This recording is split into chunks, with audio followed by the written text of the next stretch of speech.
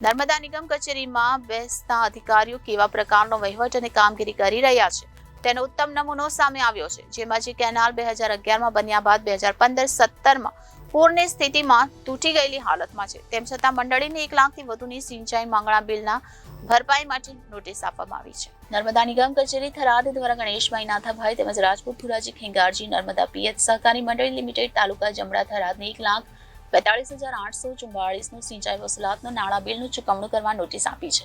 નોટિસમાં જણાવ્યા મુજબ નર્મદા નિગમ દ્વારા રવિ સિઝન 2023-24 સિંચાઈ વસૂલાતનું નાણાં બિલનું ચૂકવણું કરવા તેમજ ખરીફ સિઝન 2024ના માંગણાપત્રક મોકલી આપવા માટે નોટિસ આપવામાં આવી છે. નોટિસમાં કચેરી દ્વારા ઢીમા શાખાની ઈઢાટા વિશાખામાંથી નીકળતી જમણા માઇનોર કેનાલ મંડળી હસ્તકના વિસ્તારમાં હાલની રવિ સિઝન 2023-24 માટે કચેરી દ્વારા સિંચાઈ માટે પાણી ઉપલબ્ધ કરાવી હોય સરદાર સરોવર નર્મદા નિગમ લિમિટેડ તેમજ આપના દ્વારા કરવામાં આવેલ કરાર મુજબ 2023-24 અંતે પીઆવાનું બિલ 1,42,844 રૂપિયા તારીખ 30 જૂન 2024 સુધીમાં નિગમ કચેરીએ ભરી જવા જણાવ્યું હતું. તેમજ જો મંડળી દ્વારા તારીખ 30 જૂન 2024 સુધીમાં પીઆવાની રકમ ભરવામાં નહીં આવે તો 15% કેશ વળતર મળવાપાત્ર થશે નહીં. સાથે ખરીફ સિઝન 2024 દરમિયાન આપની મંડળીને પાણીની જરૂરિયાત મુજબ પાણી આપવામાં આવે તે માટે 5 દિન સુધીમાં અત્રેની કચેરી ખાતે માંગણા પત્રક જમા કરાવવા જેથી જરૂરિયાત મુજબના પાણીના જથ્થાનું આયોજન કરી શકાય તેમજ વિભાગીય કચેરી દ્વારા મંજૂર કરેલ વારાબંધી પ્રમાણે પાણી આપી શકાય, જેથી સત્વરે માંગણા પત્રક અત્રેની કચેરીએ જમા કરાવવા વિનંતી કરી હતી.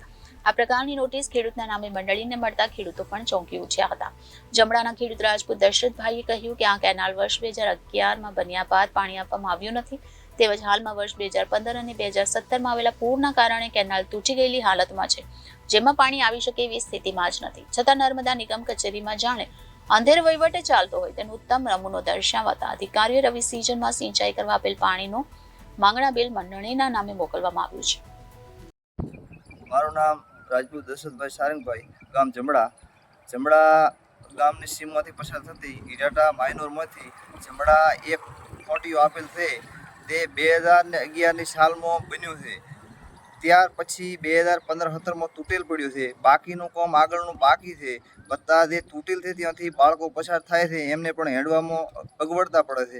આજ દી સુધી એ ફોટિયાનું કોઈ રિપેરિંગ કામ સાફ સફાઈ કરવામાં આવી નથી. છતાં પણ હમણાં તાજેતરમાં નર્મદા નિગમ દ્વારા જે ફોટિયા માટે 1,42,000ની નોટિસ આપવામાં આવેલ છે, તો હું સરકારશ્રીને અને નર્મદા નિગમના અધિકારીઓને જણાવવા માગું છું કે તમે એક તો પાણી બિલકુલ મળ્યું જ નથી, વત્તા ફોટિયાનું કોઈ સાફ સફાઈ થઈ નથી અને ઉપરથી તમે છેલ્લે આ બિલ આપ્યું છે એ માટે હું સરકારશ્રી અને નર્મદા નિગમના અધિકારીઓને જણાવવા માગું છું કે આ તમે શાના આધારે અને શું કામ કરવા લાગ્યા છો. Reporter Thanaji Rajput, Janadesh news, Banaskantha.